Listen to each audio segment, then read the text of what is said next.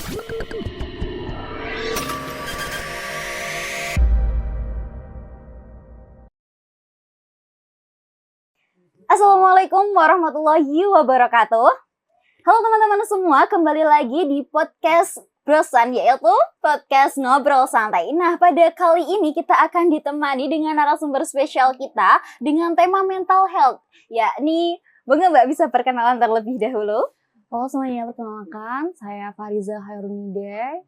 Alamannya juga boleh ya, alamannya dari Jepara. Kesibukannya itu sebagai tenaga pendidik di Jepara. Tenaga pendidik. Untuk kesibukannya sekarang ini lagi ngapain, Mbak? Semuanya, Kak. Ya. Kalau semuanya tuh ada banyak sekali, staf komisioner Bawaslu, kemudian YC, terus kemudian tenaga pendidik, megang laundry juga, punya catering food juga. Sibuk sekali ya. Iya, Cukup sibuk. Padat juga ya, Mbak? Iya, benar sekali. Nah, Mbaknya tadi ketua dari My Counselor. Iya. Itu boleh dijelasin nggak sih, Mbak, My Counselor itu apa? My Counselor sendiri itu adalah salah satu pengembangan platform kesehatan mental. Iya. Kesehatan mental itu yang berfokus pada membantu orang-orang yang berada di taraf menengah ke bawah, orang-orang di bawah itu yang mengalami gangguan kesehatan mental, Kak. Sasarannya itu seluruh Indonesia, bahkan luar negeri. My Counselor sendiri itu lahir sejak tahun 2018, didirikan oleh Kaprodi BKPI X dahulu, Bapak Hilmar Rofi Azmi. Dari 2018 sampai sekarang itu sudah menangani 4.500 kasus dengan konselor yang kita miliki sejumlah 40 orang. Dan kemudian rating di Google Play Store itu 5++ dengan penggunaan 500 aplikasi yang sudah mengunduhnya. Dan semua itu kliennya bukan silih berganti satu datang habis itu selesai, enggak, tapi kebanyakan dengan orang yang sama, permasalahan yang berbeda karena sudah percaya banget sama My Counselor, Kak. Masya Allah, berarti udah terkenal banget nih ya untuk aplikasi dari My Counselor ini. Nah, tadi kan ada sekitar 40 orang, berarti itu ada struktur keorganisasiannya gitu gak sih, Mbak? Kalau struktur organisasi enggak ada ya, Kak ya. Lebih ke di situ dibagi, ada psikolog profesional, jadi kita kerjasama sama psikolog UGM, UI, kemudian Universitas Malang juga. Terus selain itu ada dosen dari IAIN Kudus, ya tahu sendiri kan, ada BKPI, ada BKI, dan yang lainnya. Kemudian ada kerjasama dengan peer counselor. Peer counselor ini kebanyakan berasal dari Yogyakarta, yang emang bener-bener hati nuraninya itu untuk orang-orang. Karena di My Counselor kan bersifat gratis, Kak. Jujur nggak dibayar sama sekali. Jadinya orang-orang yang emang niat dari hati kecil untuk membantu orang lain nih. Mereka itu kebanyakan dari Yogyakarta. Dan ada beberapa dari mahasiswa IAIN Kudus juga. Dari My Counselor itu tadi. Nah, untuk dari My Counselor ini tuh kegiatannya tuh apa aja sih, Mbak? Selain misalnya di aplikasi tadi ya, itu tuh misal komunikasinya tuh bagaimana? Bisa dijelaskan nggak sih, Mbak? Kalau kegiatannya itu memang konseling online ya, Kak. Karena ini sasarannya berbasis online di seluruh Indonesia, bahkan luar negeri. Di situ tapi fitur kita itu gak cuma konseling aja, ada konseling kelompok, ada SOS call. SOS call itu untuk orang-orang yang mau bunuh diri. Pernah kasus itu ada orang yang mau bunuh diri, kita tuh bingung mau ngapain. Nah, mereka itu langsung menghubungi My Counselor bikin SOS call. Itu kita kerjasama sama Dinas Kesehatan. Kemudian ada Prodi BKPI juga, Pak Hilmar Rofi Azmi turun langsung di dalam situ untuk membantu beberapa klien yang emang mau bunuh diri. Emang bener bunuh diri, Kak. Mau terjun ke jembatan tuh ada. Ya seriously ada. Terus habis itu ada konseling kelompok, ada konseling pernikahan. Dan di situ bidangnya tuh nggak cuma pribadi doang, PSBK ya, sesuai dengan BK pribadi, sosial, karir, belajar. Jadi apapun masalahnya berhubungan dengan itu kita ACC. Berarti tadi kan memang free ya, Mbak, tanpa berbayar. Free. Sampai dia selesai dengan permasalahannya. Iya, sampai 3 kali tahapan. Jadi kan kita konseling nggak cuma 1 kali selesai kan. Apalagi kalau permasalahannya tuh random dan berat banget kayak depresi. Bayangin kan, depresi kan nggak bisa 1 kali selesai, nggak. 1 kali pertemuan itu untuk menggali masalah, 2 kali pertemuan untuk penanganan, 3 kali pertemuan untuk treatment, biasanya kayak gitu. Dan itu kita gratis dengan psikolog yang bener-bener keren banget. Untuk tadi tahap ketiga treatment, kalau treatmentnya itu gimana sih, Kak, contohnya misalnya? Kalau treatment itu pribadi sesuaikan dengan masalah yang dialami kliennya, Kak. Kalau kan nggak bisa dipukul rata kan. Treatmentnya itu tergantung permasalahannya apa. Kalau permasalahan kecemasan kita latih perlahan-lahan nih cara biar tidak mengatasi, biar gak terlalu cemas terhadap suatu kondisi gitu loh. Kalau depresi itu ada treatmentnya lagi beda. Kalau untuk caranya step-stepnya itu kalian bisa datang ke My Counselor sendiri dan cobain sensasinya My Counselor kan kayak gimana. Jadi teman-teman jangan lupa nih untuk kunjungi aplikasi dari My Counselor. Sudah tersedia di mana aja nih Mbak untuk My Counselor? Oh, kalau sementara ini masih di tagline-nya di Instagramnya My Counselor, di bawahnya itu ada link. Nah, itu klik aja nanti langsung kehubung ke konselor dan bebas pilih tanpa berbayar. Untuk media dari My Counselor ini apa aja Mbak? Selain Instagram mungkin ada lagi? TikTok. TikTok itu kemarin sempat boom, apalagi Apa kasusnya Loli sama Duta Genre. Itu bener-bener boom dan kebanyakan klien yang datang ke kita itu usia-usia remaja. Usia-usia SMP sampai usia 25 tahun itu kan usia-usia remaja. Itu banyak banget. Terus kemudian selain TikTok, IG, BWA tentunya. Sementara itu saja. Kalau untuk bisa nih disebutkan Mbak dari Instagram My Counselor atau TikTok My Counselor itu apa Mbak? Kalau di Instagram My Counselor tetap kayak biasanya @mycounselor.id kayak gini ya teman-teman. Nah, ini masih teman-teman. ini tagline-nya. Ini nama Instagramnya My Counselor. Kalau di TikTok itu Konseling Profesional Indonesia namanya. Jadi di My Counselor itu juga ngebahas penting banget nih ya Mbak untuk menjaga kesehatan mental dari kita. Nah, menurut Mbak kesehatan mental itu gimana sih Mbak? Kalau menurut pendapat saya kesehatan mental itu adalah kondisi di mana kita itu lagi nggak baik-baik saja. Pernah nggak sih kalau kita lagi capek badan gitu kan? Capek-capek aja, tapi nggak capek yang pengen bunuh diri, nggak capek. Kayak kita tuh capek aja. Capek, alah malas ngerjain ini, alah malas bangun, alah ini. Itu kita lagi nggak baik-baik saja mentalnya. Terus mood swing pernah? Kayak lagi nggak ada masalah apa, tapi kita benar-benar bunta. Nggak ada apa-apa, tiba-tiba langsung fit mood gitu, pernah nggak? Terus atau enggak kayak gitu, selain itu kita tuh lebih cenderung pendiam, tarik diri dari lingkungan sosial, nggak mau interaksi apapun, ya kayak capek aja gitu. Itu keadaan mental kalau kita lagi nggak baik-baik aja, dan itu mempengaruhi bagaimana cara kita bersikap, bener gak? Iya bener. Bagaimana cara kita berbicara, yang harusnya biasa aja tapi dia tinggi. Terus habis itu bagaimana kita melakukan sesuatu males gitu. Nah itu tandanya itu ada alarm dari tubuh kita tuh kalau kita tuh lagi nggak baik-baik aja. Kita butuh rehat sejenak untuk mengatasi itu. Bukan bunuh diri, bukan, tapi rehat sejenak dari semuanya untuk memenuhi powernya kita tuh naik lagi. Nah ada nggak sih Mbak dari kategori mental dikatakan sehat atau tidak sehat itu? Kategori mental sehat sama tidak sehat nih.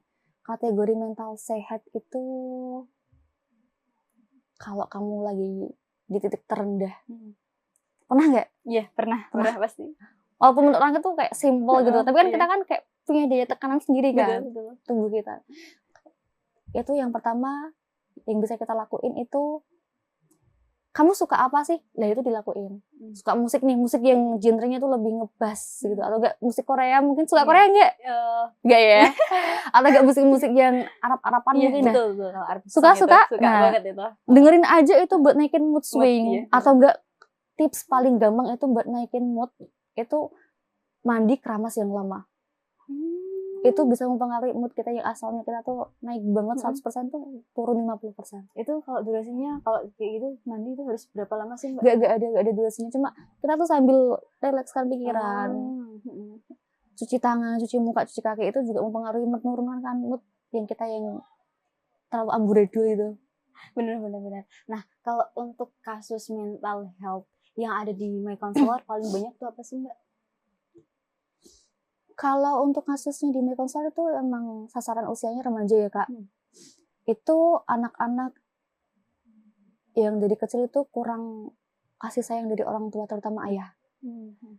Tahu nggak kalau anak yang dibesarkan kurang dari sosoknya ayah, atau biasanya di kita itu namanya fatherless, itu dia itu lebih cenderung ke pertama, dia lebih kayak caper sama cowok, bener kan? Terus yang kedua itu dia itu kayak tong kosong berbunyi nyaring, kayak teriak-teriak sendiri, gak tahu gaji gitu. Ibaratnya kayak anak zaman kan gaji apa sih, kayak so asik gitu. Padahal itu salah satu cara dia untuk menarik perhatian sekitar. Kemudian yang ketiga dia itu lebih kayak people pleaser. People pleaser tuh kayak semuanya diiyain, gak berani bilang enggak. People pleaser itu namanya. Terus habis itu selain itu juga dia itu lebih gampang nyaman sama cowok. Itu banyak banget yang kayak, jadi itu kasus-kasus kayak pelecehan seksual itu dimulai dari situ.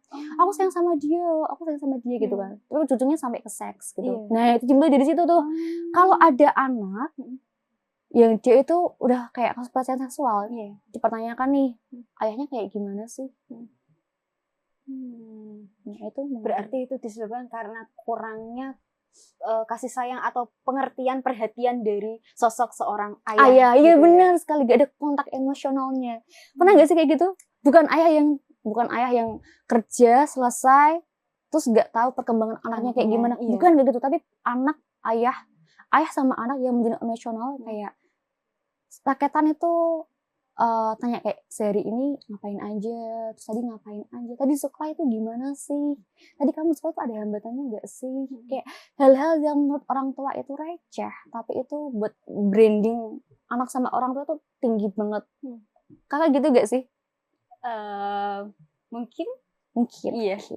Kalau Mbak ini tadi kan terkait mental health gitu ya, seseorang bisa dikatakan mental health-nya terjadi penurunan atau kasus paling parah nih yang ada di My Counselor terkait mental health tuh gimana tuh Mbak? Self harm yang paling parah. Self harm itu adalah kondisi di mana seseorang itu di bawah tekanannya paling bawah. Dia itu gak punya teman cerita. Dia itu benar semuanya itu dipendam sendiri. Sampai suatu saat dia itu menemukan titik pelampiasannya yaitu dengan cara menyakiti diri sendiri. Maybe saya tuh sering banget nangani anak-anak di bawah umur. Tahu nggak? Tangannya itu bekas sayatan tuh banyak banget. Itu yang pertama. Yang kedua, dia itu ngepap foto di tangan tapi itu digigit. Dia tuh sampai berdarah, sampai ada berlubang. Kalau kita gigitnya satu kali kan kita nggak apa-apa kan. Tapi kalau gigitnya berkali-kali itu sampai bekasnya itu sampai di seluruh tangan merah, sampai darahnya itu keluar gitu loh. Itu caranya dia untuk mengekspresikan emosinya dia, marahnya dia, kecewanya dia sama lingkungan. Tapi dia tuh nggak berani buat ngomong, nggak berani buat speak up. Jadi dia melarikan diri ke self harm. Nah, saya pernah tanyakan sama dia gini, kalau kamu melakukan self harm itu yang kamu rasakan apa? Nge-fly. Kalau cowok kan mungkin titik dia pengen relax kan, atau enggak biasa kayak minum arak gitu ya kan. Kalau anak-anak itu enggak bisa kan. Jadi dia tuh melakukan pelariannya itu nyakitin diri sendiri sampai dia tuh berdarah. Itu yang paling kasus remaja yang paling parah. Menyakiti diri sendiri. Gak mungkin, kalau kita kan mungkin gak mungkin lah anak-anak saya gitu. Tapi justru realitanya kan bahkan itu paling banyak ya Mbak. Paling banyak. Terus nih ya Mbak, kalau anak udah terkena mentalnya sampai kayak gitu, apa sih yang harus dilakukan nih untuk misal orang terdekatnya dari kita, loh nih anak kok kayak gini, nih aku harus ngasih apa sih biar dia tuh bisa sadar atau seenggaknya meredakan nih emosinya atau memperbaiki mentalnya kayak gitu sih Mbak. Bangun personal branding kepercayaan sama anak. Kadang-kadang tahu nggak anak nggak percaya sama orang dewasa gara-gara apa? Pertama, takut kalau ketika dia cerita sama orang dewasa itu dibeberkan. Ica iki lho, menyebarkan kasus gara-gara ini yo. Kalau menurut kita itu biasa kan cerita kayak gitu, tapi menurut dia kok aku ngomongnya sih, kok aku dikucilkan sih, kok aku kayak permasalahanku kayak dibuat lelucon sih. Nah, itu yang buat anak itu gak mau cerita. Pertama emang bangun personal branding sama anak, jalin emosionalnya. Ibaratnya kalau pengen anak itu ada feedback hal positif, itu berarti orang tua atau orang terdekat itu harus ngebangun itu dulu. Biar anak itu mau cerita. Kalau anak udah cerita nih, anak udah percaya. Kayak kakak gitu gak sih? Udah percaya sama orang, udah cerita sama orang, kalau udah klop, dia mau ngomong apa ACC. Karena emang dia tuh seseorang yang kita butuhin. Bukan orang yang pendengar habis itu ngejudge. Kamu bla bla bla bla bla bla. Kok kamu gini sih? Enggak kayak gitu, tapi emang orang yang kita butuhin, kayak kita melakukan kesalahan. Kita butuh orang nih buat cerita. Responnya kayak gimana sih? Respon itu kita butuhin enggak sih? Kalau emang responnya itu dibutuhin sama si anak, anak itu akan sendirinya itu akan manut. Tanpa bentak, tanpa kekerasan. Kalau anak yang dibesarkan sama kekerasan sama bentak, itu anaknya tuh enggak malah baik, tapi malah menjadi-jadi. Dan itu survei membuktikan selama saya mengajar memang seperti itu. Kalau menangani anak nakal kok dikasar, semakin dibentak, semakin dipukul, itu mereka malah semakin menjadi-jadi, malah makin ngece. Tapi kalau anak didekati dengan memanusiakan manusia. Oke, kamu kemarin ada apa sih, cerita dong sama Bunda gitu kan. Itu mereka malah cerita, malah aware. Terus which is mereka tuh malah lebih gampang kita bilangin daripada sama guru-guru yang lain. Jadi yang pertama itu emang bangun personal branding sama anak. Dengarkan dia, gak usah di judgment, tapi emang didengarkan aja. Mereka tuh bakal ngalir-ngalir sendiri. Terus kalau mereka udah ngalir nih, udah klop sama kita, mereka tuh bakal manut. Bisa gak boleh bolos ya? Oke, siap. Jawabannya itu gitu. Seasik itu loh sama anak-anak yang dianggap cap nakal. Mereka tuh malah lebih kayak mudah untuk memberikan feedback ke kita. Gitu. Emang harus personal branding. Terus kalau misalnya nih Mbak, ada seorang anak yang udah misal dikatakan nakal tadi, efek jangka panjangnya jika itu dibiarkan tuh apa Mbak? Yang pertama, dia itu kehilangan jati dirinya sendiri. Karena kan dia dalam keadaan yang nggak baik-baik aja kan. Terus delelah itu lingkungannya itu toksik semua. Biasanya orang-orang pedesaan tuh nggak jauh dari yang namanya arakan Kak. Nah, kalau dia dibiarkan seperti itu, yang pertama, dia itu akan tergantung sama hal-hal yang kayak gitu, arak. Yang kedua, dia itu kehilangan jati dirinya sendiri. Anak-anak yang itu kan dia kan temannya ikut ini dia ikut, temannya ini dia ikut. Dia itu nggak punya tempat buat ngembangin bakat minatnya dia nggak tahu itu. Jadi kalau anak-anak yang kayak ini dia itu ditanyain, kamu bakat minatnya apa sih? Mbah, nggak tahu. Karena apa? Karena dia itu sudah terlalu lama kehilangan jati dirinya sendiri.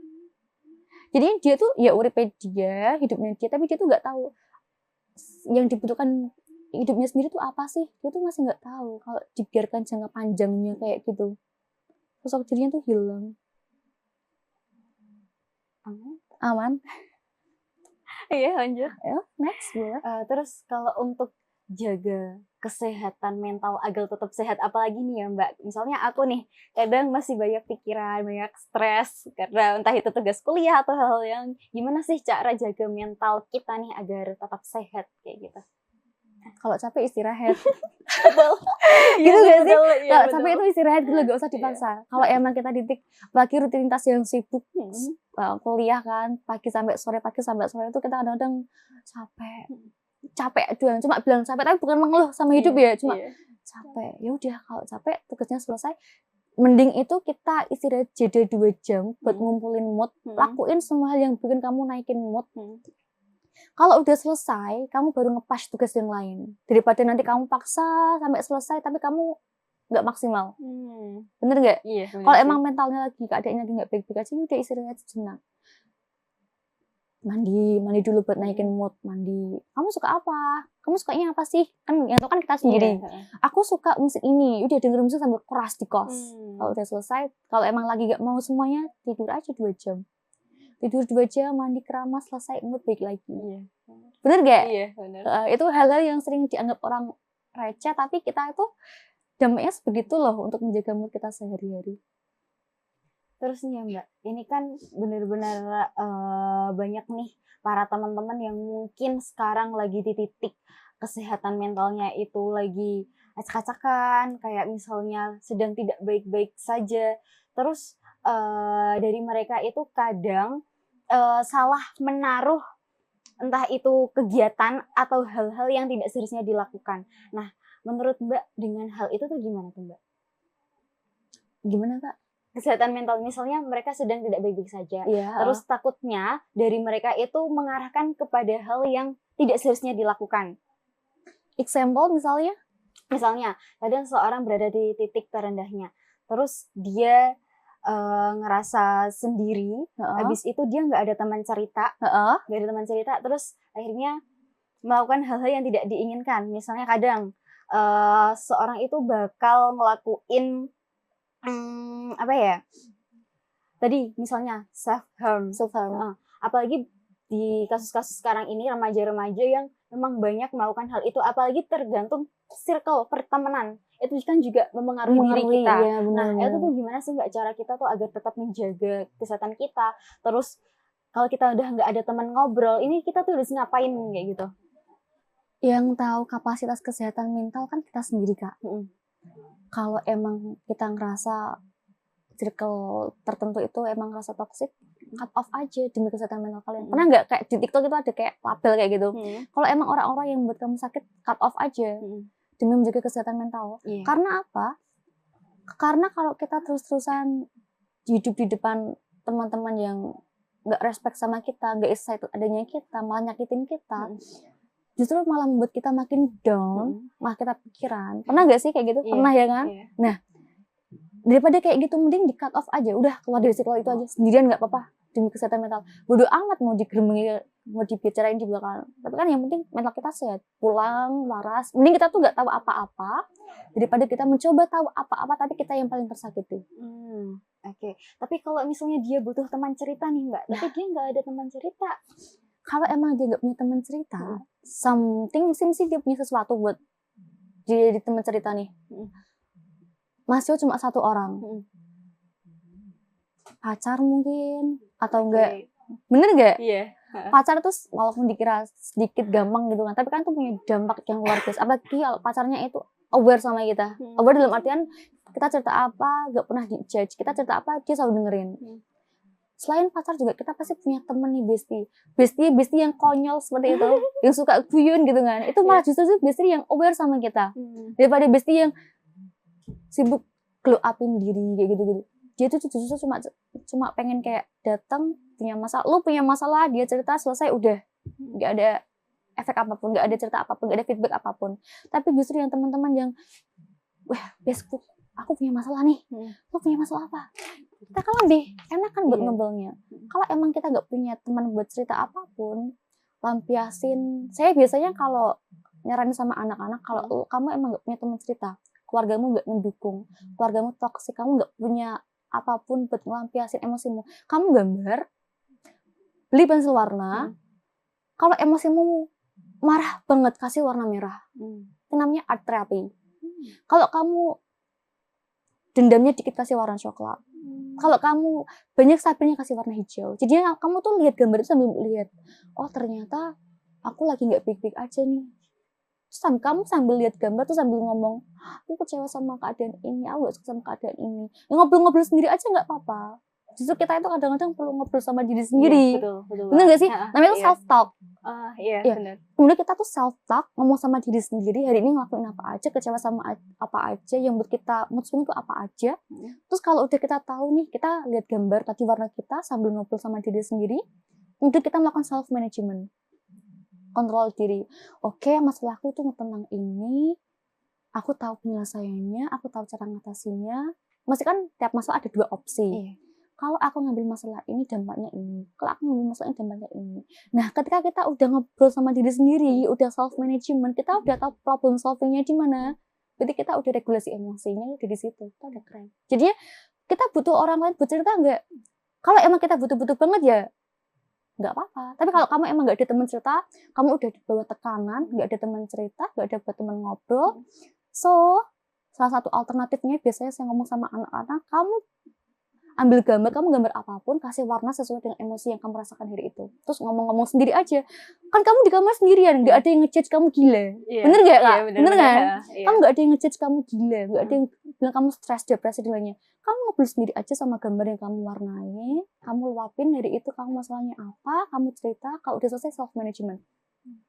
Self-management itu bisa dilakukan dengan butterfly hue, kayak gini. Pernah lihat film Korea? Ada yang suka Korea mungkin? Really? Wah, ada filmnya Kim So Hyun tentang butterfly hue yang kayak gini, tau nggak, Kak? Yeah, that's right. Yang kayak gini, ini namanya butterfly hue, Kak. Butterfly hue. Ya, itu dia kayak gini. Oke, nggak apa-apa. Terima kasih diri sendiri udah berkenan show ini. Oke, aku tahu. Kayak kita tuh ngaku sama diri kita sendiri aja loh. Tapi saya belum meluk. Yuk bertahan lagi, yuk kerja sama lagi, yuk kita bangkit lagi, yuk. Aku butuh kamu buat bangkit. Aku butuh kamu buat ngadepin dunia ini. Percaya nggak percaya 1000% itu bakal bangkitin moodmu 360 derajat. Serius, coba aja. Wah, boleh nih dicoba nih. Bener, itu bener-bener bagus. Kalau udah di tahap ini berarti kamu udah bener-bener bisa self regulasi emosi. Kamu bener-bener bisa ngelakuin regulasi emosi. Ini juga salah satu tips buat manajemen emosi tadi. Gimana sih Kak aku bentak-bentak jadi orang? Gimana sih Kak aku kalau ngomong sama orang nggak mau biasa santai teriak-teriak. Gimana? Nah, mesti kangen ya. Salah satunya tuh bisa cari ini. Kita cari akar permasalahan yang ngebuat kita tuh moodnya nggak berteratur. Kalau udah self semuanya, semua tahapan udah dilakuin, self management, self regulasi, nanti kita udah keadaan, oke, keadaan lu udah baik-baik aja. Nanti akan pelan-pelan nadi bicara itu akan turun-turun sendiri. Manajemen emosi itu bisa dilakukan gimana aja sih Mbak caranya? Misalnya kita sedang berada di titik paling rendah, terus kita harus, atau kita sedang emosi-emosinya ngadepin satu masalah, gimana sih kita biar bisa ngontrol emosi kita? Karena kan semua itu bisa terjadi kalau emosi kita nih nggak stabil, dalam artian benar-benar sedang lagi panas-panasnya, terus kadang orang-orang yang sekitar kita malah kena nih omelan kita. Nah, gimana tuh manajemennya tuh Mbak? Emosi itu kan ibarat kayak, Mbak tahu per gak? Per? Per mobil, Iya, per motor kan, tahu, iya. dia kan kayak gini-gini. Iya, benar. Bener gak? Iya. Kalau kita punya emosi, kita nggak apa-apain, oke nggak apa-apa, kita maafin semua orang yang buat kita luka, oke nggak apa-apa. Per itu kan semakin dipegang gini kan, semakin kamu bilang nggak apa-apa, semakin mengecil. Iya. Terus kamu meledak, duar, kamu nggak tahu lemparnya kemana. Iya. Bener gak? Iya, benar. Daripada kamu bilang nggak apa-apa, mending kamu emang wapin sedikit demi sedikit. Suatu saat ketika kamu udah di titik puncak pengen meledak, itu nggak terlalu jauh, nggak terlalu banyak kena orang. Nah, emosi juga kayak gitu Kak. Kalau emang sekiranya itu emosi yang kayak kita menangis, emosi yang kayak kecewa, ya udah diluapin aja. Tapi kalau emosinya sampai ngebentak orang lain yang nggak salah ikutan kena, mending kalau saya biasanya ngajarin anak-anak itu diem dulu sampai 10 kali.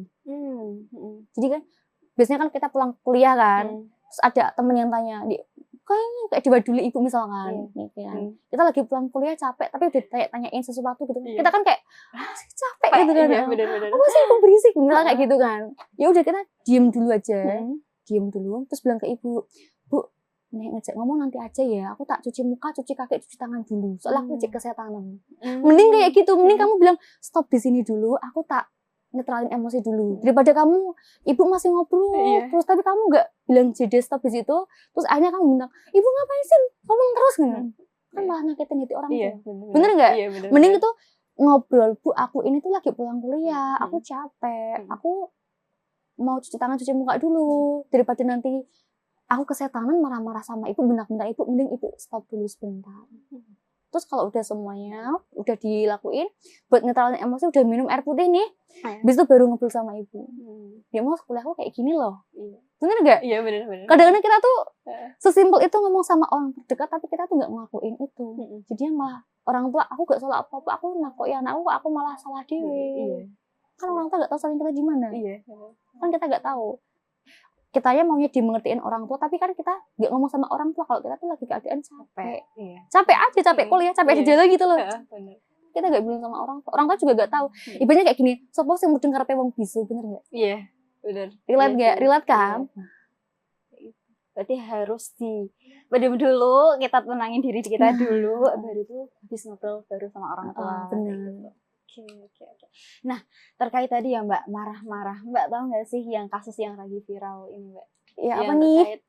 Apa nih kasus viral ini? Oh loli. Nah, itu kan sampai gimana ya itu bentak-bentak orang tua itu kan sampai di viral sampai di medsos, bahkan sampai dibuat tren medsos sekarang tuh. Itu gimana sih Mbak?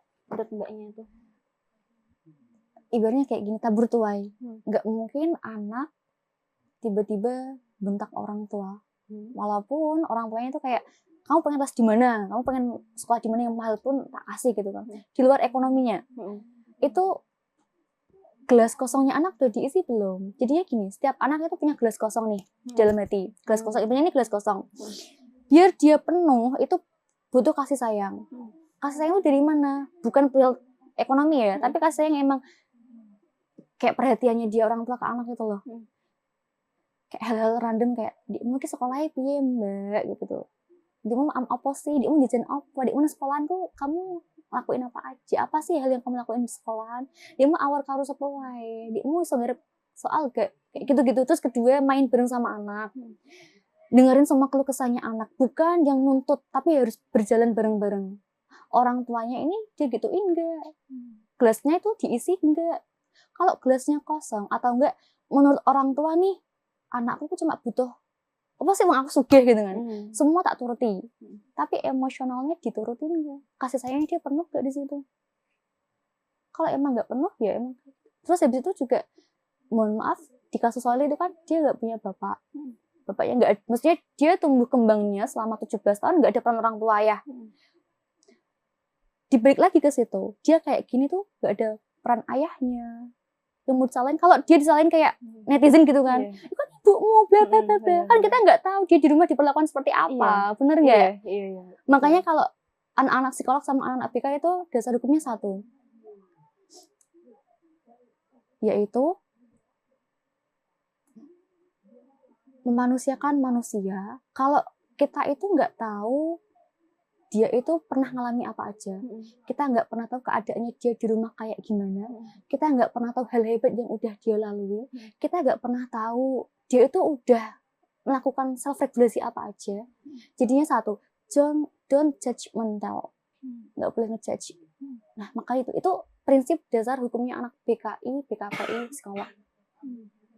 Jadinya kita tuh nggak boleh, siapapun yang duduk masalah di kita nih, misalkan saya sama kamu Mbak, konseling, apapun masalah kamu, meskipun kamu salah, itu kamu tuh nggak boleh saya salahkan. Meskipun Loli juga kayak gitu, meskipun Loli itu klien saya nih, seluruh dia tuh bilang dia tuh jahat lah, kayak malin kundang lah apalah, tapi kan kita kan nggak pernah tahu dia itu di rumah tuh ngapain aja, kita nggak pernah tahu ibunya itu ngasih dia kasih sayang seperti apa sih, kita kan nggak pernah tahu kasih sayangnya dia tuh penuh nggak sih, apalagi tanpa figur seorang ayah. Terus delalah dia itu dapat pacar yang kayak gitu, yang pura-pura manipulasi, memberikan kasih sayang lah, pura-pura respect lah, sehingga dia tuh lebih bucin gak sih usia-usia segitu, lebih mengesampingkan ibunya daripada anaknya. Wah Mbak, kita tanya dulu nih kita juga. Oke, boleh.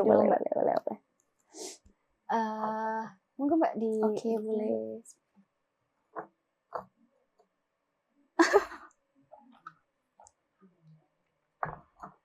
Dengan misalnya tadi ya Mbak, kadang pacar itu kan berarti bisa mengarahkan kita ke hal baik, misalnya tadi sebagai teman curhat, tapi juga bisa menjerumuskan kita.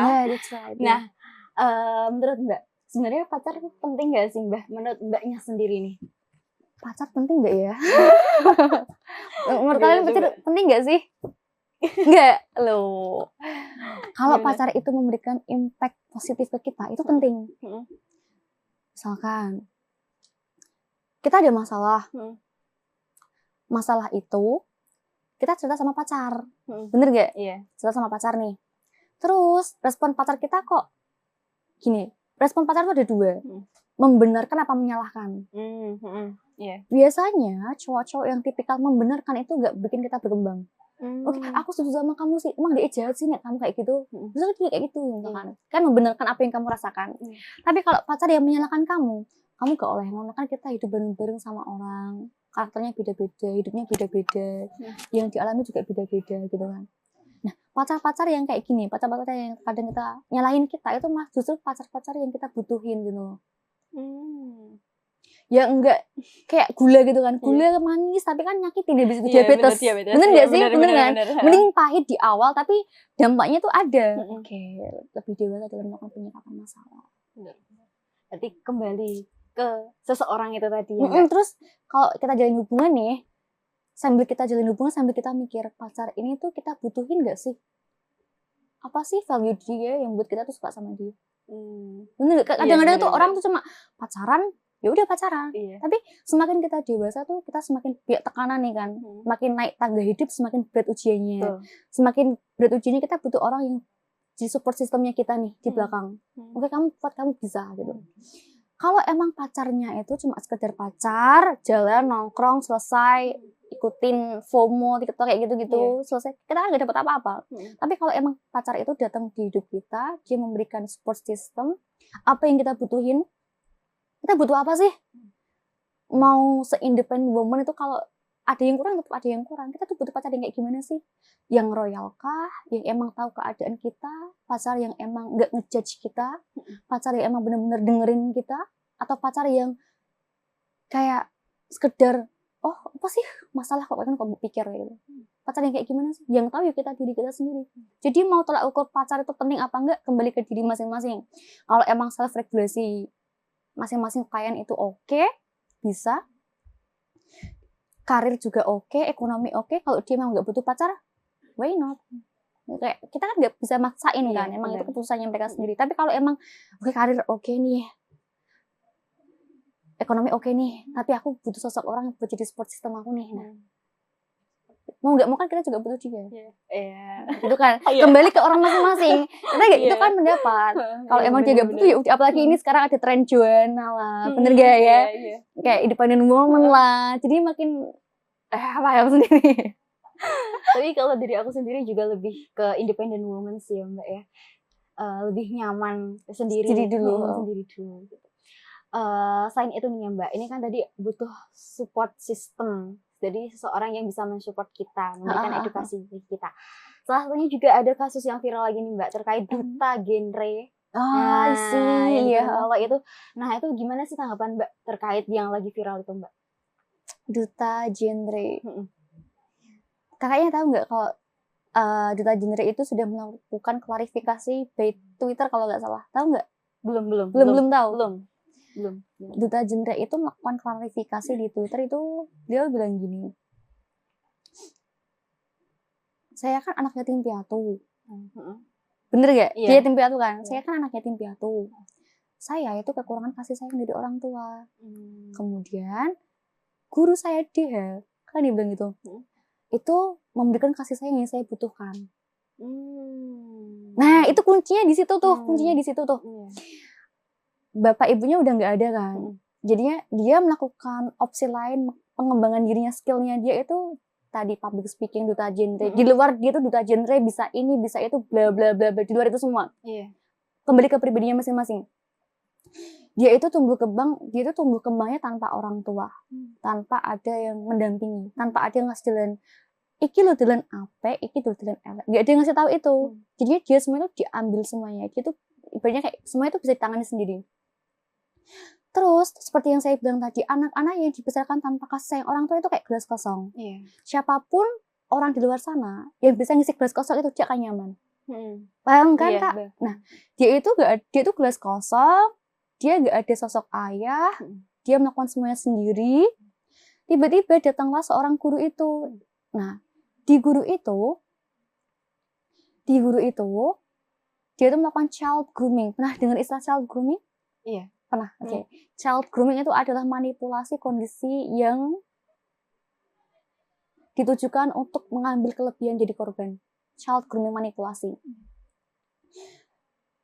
Kemudian guru itu tuh datang kasih sayang sama si murid itu tadi. Dimulai dari apa Kak? Dia pernah bilang di Twitter itu dimulai dari pegang tangan, kemudian ngelus, kan di kontak fisik kan kalau ngelus kepala kan ibaratnya kayak memberikan kasih sayang gitu kan. Nah, dimulai dari itu. Terus lambat laun perannya ayah yang seharusnya peran ayah itu dia nggak ada, diberikan sama guru dia. Jadinya kan gelasnya yang mulanya kosong ini kan diisi. Bener nggak? Iya benar. Jadi dia tuh lebih aware, lebih nyaman, lebih gampang buat sama si gurunya itu tadi kan. Terus lama-lama si anak itu nggak tahu nih bedanya antara kasih sayang sama pelecehan seksual. Bener nggak? Di luar sana mungkin ngejudge kalau iya kamu kok bodoh lah, judgement apalah dan yang lainnya gitu kan. Tapi kan balik lagi ke kasus tadi, kita nggak tahu yang dia alami apa, kita nggak tahu yang dia rasakan apa, kita nggak tahu dia pernah menjerit seperti apa sampai dia nggak berani bercerita sama orang lain, kita nggak pernah tahu di posisinya. Kalau kita baca di satu sudut pandang hak asasi, salah mesti kan. Tapi kalau kita tarik sudut pandang di bagian psikolog sama pika, itu nggak bisa disalahkan.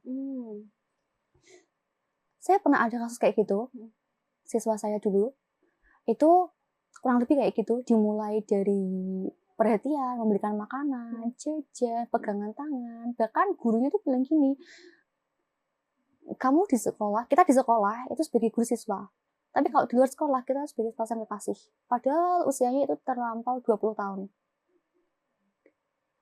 Shock kan maksudnya. Let's itu dunia kita di luar sana, kita nggak tahu gitu kan. Terus yang disalahkan siapa? Nggak ada yang disalahkan. Kalau nyalahin ceweknya nggak mungkin disalahin. Karena kan anak-anak yang di bawah umur itu anak-anak yang masih belum bisa mengambil keputusan akan dirinya sendiri. Bener nggak, Kak? Dia tuh masih belum bisa ngambil tanggung jawab penuh sama hidupnya sendiri. Terus, saya yakin anaknya ini tadi, duta genre itu pasti dia sudah pernah teriak tapi nggak ada yang pernah dengerin dia. Apalagi dia guru PNS, punya power. Bener nggak? Jadinya tuh dia bingung nih cara ngeluarinnya gimana. Tapi Mbaknya ini kan seorang pengajar. Wajar nggak sih Mbak jika seseorang yang dia itu seorang duta genre yang melakukan edukasi terkait stop nikah dini, apalagi seks bebas dan lain sebagainya, melakukan hal tersebut. Padahal dia seorang duta genre yang harusnya mengedukasi, tapi dia malah yang melakukan. Balik lagi ke tadi, kalau sudut pandangnya hak asasi, salah. Tapi kalau sudut pandangnya dia sendiri, nggak bisa dibenarkan juga. Tapi tetap salah. Tapi kita nggak boleh menyalahkan. Gimana dong? Bener kan? Iya. Psikolog sama Bika tuh rumitnya di situ. Mau disalahkan, dia salah tapi nggak bisa disalahkan karena emang duduk kursinya. Psikolog emang di situ nggak boleh menyalahkan klien siapapun itu. Harus dibaca dari sudut pandang yang berbeda. Tapi kalau di hak asasi manusia, dia salah. Dia tuh mengemban namanya duta genre, tupoksinya yang luar biasa, impactnya yang luar biasa di masyarakat, tapi dia melakukan hal seperti itu, gitu kan. Kalau salah ya salah. Tapi kita sebagai BK, sebagai konselor, sebagai psikolog, nggak bisa menyalahkan. Pasti ada something di situ. Kayak tadi, dia gelas kosong, diberikan kenyamanan sama gurunya, dia lupa mana yang kasih sayang, mana yang pelecehan seksual. Kalau ngomong sama orang yang belum pernah melakukan hal seperti itu mesti sulit, Kak. Tapi kalau sama orang yang pernah melakukan hal seperti itu, jadi korban, itu pasti tahu rasanya. Keadaan tekanan di bawah, mau ngadu sama kepala sekolah, kita nggak bisa, kita masih anak. Mau didiami juga nanti semakin menjadi-jadi, dan akhirnya sudah terjadi sampai hubungan seksual. Mau dibilangin ke siapa juga kita takut, gak punya teman. Bolak-balik korban, apapun korban pelecehan seksual itu pasti kembali lagi pasti ceweknya yang goda. Bener nggak? Iya sih kan. Kayak suara kita tuh kayak gak didengar gitu loh. Percuma kayak mesti dia juga merasakan seperti itu. Suara kita tuh kayak gak didengar. Apapun korban pelecehan seksual pasti dimulai dari mesti kuas yang mulai. Gak bakal ono kucing gak bakal ngambil ikan. Gak ikannya yang mambu. Padahal kan enggak. Kalau emang gak kucingnya yang ambis, ya gak bakal gitu kan, bisa juga kayak gitu kan. Nah itu mungkin bisa disampaikan nih Kak, pesan kakak sebagai pengajar apalagi ketua dari My Counselor untuk anak-anak remaja nih yang ada di luar sana untuk tetap menjaga kesehatan mental yang pertama. Terus yang kedua, menghindari yang adanya pelecehan seksual kayak tadi. Terus mungkin motivasi yang kakak bisa berikan untuk mereka yang mungkin sekarang sedang kesehatan mentalnya sedang tidak baik-baik saja dan sedang berada di titik terendahnya. Boleh disampaikan ya Kak? Yang bisa kita lakukan untuk ke diri kita sendiri itu emang punya teman cerita sih. Itu cerita ke siapa aja bebas, gak harus ke psikolog, gak harus ke BK. Mau cerita ke siapapun boleh. Asal satu kuncinya, dia itu dapat dipercaya dan enggak ngehakimi kamu. Gitu aja. Kalau untuk menjaga kesehatan mental, seperti yang saya sarankan tadi, ya cari kesehatan mental, cari cara manajemennya itu ke diri kita masing-masing. Kamu sukanya apa sih? Kalau sukanya makan, pedes-pedes, jangan nanti larinya ke masalah lambung. Tapi kalau makannya sedikit, buat naikin mood aja bisa selesai udah boleh. Tapi kalau masalah dikit, makan pedas, masalah dikit makan pedas, jangan jadi ya. Bika harus kekinian Kak, makanya harus agak pro sama tren sekarang. Okay. Terus kalau kayak gitu, tadi mandi yang lama, basahin kepala, itu juga salah satu. Terus kemudian selain itu, jangan lupa sering-sering berdoa sama Tuhan. Mau seberat apapun kamu melangkah, mau sejauh apapun kamu melangkah, tempat pelarian pertama itu pasti sujud di hadapan Tuhan. Bener gak? Betul banget. Bener gak? Kayak dia itu kadang-kadang capek, yang kita ngerasa itu apa sih? Oh berat banget ya Allah gitu, sambil ya Allah misalnya. Kembali sama Tuhan. Mau seberat apapun masalah, kalau ada Allah sama kita tuh, oke, aku yakin aku bisa nangani ini nih. Oke, aku yakin bisa ke tahap selanjutnya nih. Oke, aku yakin aku bakal bisa ke tangga yang selainnya. Positifnya tuh makin ada. Bener gak sih? Iya, bener banget. Nah, itu tadi untuk pesan-pesan dan motivasi yang disampaikan oleh Mbak Nida. Terima kasih Mbak Nida sudah bersedia hadir di podcast Brosan ini. Saya mengucapkan mohon maaf apabila terdapat kesalahan dalam perkataan maupun perbuatan. Sampai jumpa di podcast Brosan selanjutnya. Wassalamualaikum warahmatullahi wabarakatuh. Waalaikumsalam warahmatullahi wabarakatuh.